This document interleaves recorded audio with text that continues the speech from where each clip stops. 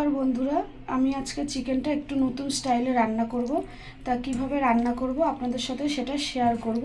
দেখতে থাকুন কিভাবে আমি রান্নাটা কমপ্লিট করছি। প্রথমে আমি মাংসটার মধ্যে হাফ টুকরো লেবু খুব ভালো করে মাখিয়ে নিয়ে রেখে দিচ্ছি, 10টা মিনিটের জন্য রেখে দেবো। এইদিকে আমি কড়াইতে তেল গরম বসিয়ে দিয়েছিলাম, তেলটা গরম হয়ে গেছে, আলুগুলো ভেজে নেব।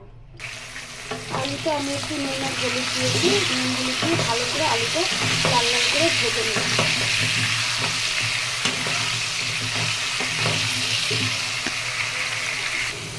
দেখুন বন্ধুরা, আলুগুলো লাল লাল করে ভাজা হয়ে গেছে। এইবার আমি আলুগুলো তুলে নেব। এবার আমি তেলে কিছু গোটা গরম মশলা ফোড়ন দিয়ে দেব। ফোড়নটা আমি একটু নাড়াচাড়া দিয়ে এর মধ্যে পেঁয়াজ দিয়ে দেবো। আর আমি পেঁয়াজটাকে একটু লাল লাল করে ভেজে নেব।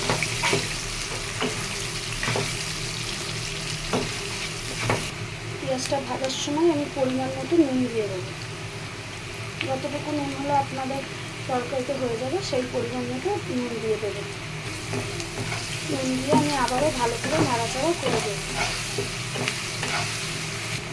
বন্ধুরা, আমার পেঁয়াজটা হালকা হালকা ব্রাউন কালার এসে গেছে। এর মধ্যে আমি টমেটো দিয়ে দেবো। আমি কিছুটা টমেটো দিয়ে দেবো।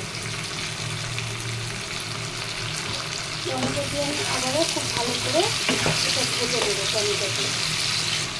দেখুন আমি হালকা করে নাড়াচাড়া দিয়ে নিয়েছি। বন্ধুরা, আমার রান্না আপনাদের ভালো লাগলে কমেন্ট শেয়ার করবেন আর প্লিজ সাবস্ক্রাইবও করে দেবেন। আমি এখানে একটা মশলার ব্যাটার তৈরি করে নিয়েছি। কাঁচা লঙ্কা, আদা, রসুন আর অল্প পরিমাণে জিরে পেস্টটা দিয়ে দেবো।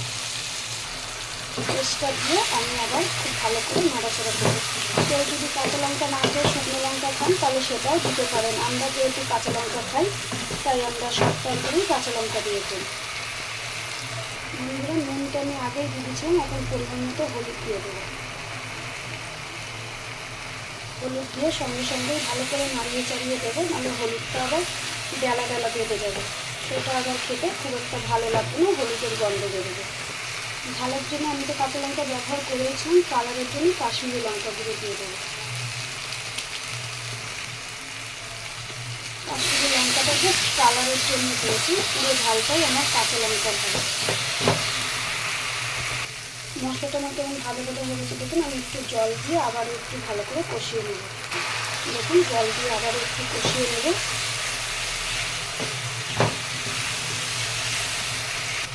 দেখুন বন্ধুরা, মশলা দিয়ে হালকা তেল ছাড়া শুরু হয়ে গেছে। আর একটু মশলাটা কষিয়ে এর মধ্যে চিকেনটা দিয়ে দেবো। মশলাটা আমার খুব ভালোভাবে কষানো হয়ে গেছে। ম্যারিনেট করা চিকেনটা দিয়ে দেবো, যেটা লেবু মাখিয়ে রেখে দিয়েছিলাম। লেবু মাখিয়ে চিকেন করলে বন্ধুরা চিকেনটা খুব সুস্বাদু হয়, খেতে খুব সুস্বাদু লাগে। দেখুন আমি খুব ভালো করে নাড়াচাড়া দিয়ে দিচ্ছি মশলাটার সঙ্গে মাংসটা। এবার আমি একটু ঢাকা দিয়ে দেবো।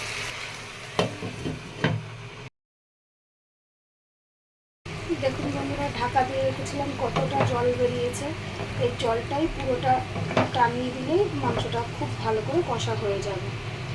আমি এর মধ্যে ভেজে রাখা আলুগুলো দিয়ে দেবো, তাহলে আলুগুলো সিদ্ধ হয়ে যাবে। মাংসটা খুব একটা আমি ঝোল করবো না, অল্প সামান্য কিছুটা জল দেবো কষাটা হয়ে গেলে। দেখুন আলু দিয়ে খুব ভালো করে নেড়ে চেড়ে মিশিয়ে নিলাম। দেখুন বন্ধুরা, মাংসটা খুব ভালো করে আমি কষিয়ে নিয়েছি। এইবার পরিমাণ মতো জল দিয়ে দেবো। আমি জল দিয়ে দিচ্ছি। খুব বেশি ঝোল আমি করবো না, তাই অল্প পরিমাণ জল দিচ্ছি। এটা ফুটে গেলে জলটা ঠিক মেকআপ হয়ে যাবে। যেটুকুনি জল দিলে হবে সেটুকুনি দেওয়া রয়েছে। দেখুন বন্ধুরা, আমার মাংসটা একদম পুরো রেডি হয়ে গেছে, ভালো করে ফুটে গেছে। দেখুন এবার আমি মাংসটা কড়াই থেকে নামিয়ে নেব। দেখুন বন্ধুরা, মাংসর কালারটা কত সুন্দর হয়েছে। ভালো লাগলে লাইক, কমেন্ট আর শেয়ার করে দেবেন বন্ধুরা। আর একটা সাবস্ক্রাইব অবশ্যই করবেন।